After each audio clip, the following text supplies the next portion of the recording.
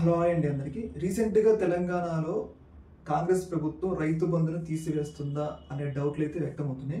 దీనికి ప్రధాన కారణం ఏంటి అంటే రాష్ట్ర వ్యవసాయ శాఖ మంత్రి తుమ్మల నాగేశ్వరరావు గారు ఆయన ఒక కీలకమైన వ్యాఖ్యలు అయితే చేయడం జరిగింది. ఏంటంటే రైతు బోనస్ విషయం ఉంది కదా, రైతుకి ఇప్పుడు వాళ్ళు వరికి 500 బోనస్ వరకు ఇస్తూ ఉన్నారు.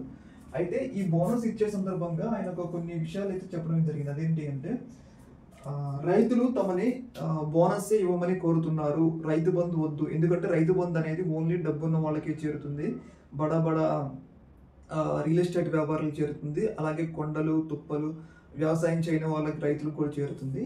ఇలాంటి సందర్భంలో మీరు రైతులకి ఓన్లీ బోనస్ ఇవ్వండి, రైతు బంధు బోనస్ అలాగే రైతు రుణమాఫీ మాత్రమే ఇవ్వండి అని చెప్పేసి తనని రైతులు అడుగుతున్నట్లు తుమ్మల నాగేశ్వరరావు అయితే చెప్పడం అయితే జరిగింది. అయితే దీని మీద ప్రభుత్వం నుంచి అఫీషియల్గా ఎలాంటి క్లారిటీ అయితే రాలేదు. ఓన్లీ తుమ్మల నాగేశ్వరరావు మాత్రమే రైతు బంధు బదులు బోనస్ బాగుంది అన్నట్లుగా వాళ్ళకి ప్రజలకి ఒక డైరెక్షన్ ఇండికేషన్ ఇస్తున్నారు అన్నట్లుగా ఒక వాదన అయితే వినపడుతుంది. ఏమైనా కానీ ఇప్పటికే గతంలో ఇవ్వాల్సిన వానాకాలానికి సంబంధించిన రైతు బంధు ఇవ్వలేదు.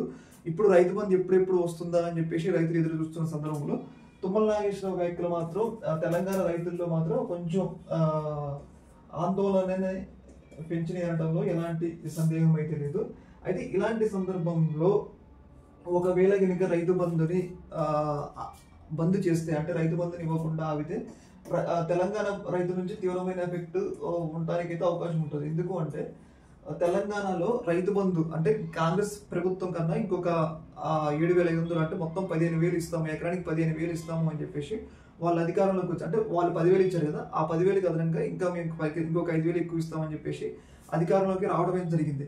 అలాంటి సందర్భంలో రైతులకు ఇచ్చే రైతు బంధు ఆపి ఇప్పుడు వాళ్ళు ఇలాంటి వ్యాఖ్యలు చేయడం అనేది ఒక రకంగా రైతుల్లో తీవ్రమైన ఆగ్రహం తెప్పిస్తుంది. ఎందుకంటే బోనస్ అంటే ఓన్లీ రైతులు ఎవరు పండిస్తారో వాళ్ళే తీసుకుంటారు, ఓన్లీ వరికి మాత్రమే వస్తుంది. మిగతా పంటలకు బోనస్ ఇవ్వాలంటే ఇంకా విధి విధానాలు ప్రకటించలేదు. అలాంటి సందర్భంలో ఓన్లీ రైతు పండించే వాళ్ళకి బోనస్ ఇస్తే మిగతా రైతులు తీవ్రమైన ఆగ్రహాన్ని చూడాల్సి వస్తుంది. ఏదేమైనా కానీ ఇది ఒక రకంగా రైతులు ఉద్యమం చేయడానికి కూడా అవకాశం ఉంటుంది అనేది ఇక్కడైతే తెలుస్తా ఉంది. చూడాలి మరి ప్రభుత్వం ఈ యొక్క అంశం మీద ఎలాంటి నిర్ణయం అయితే తీసుకుంటుంది అనేది.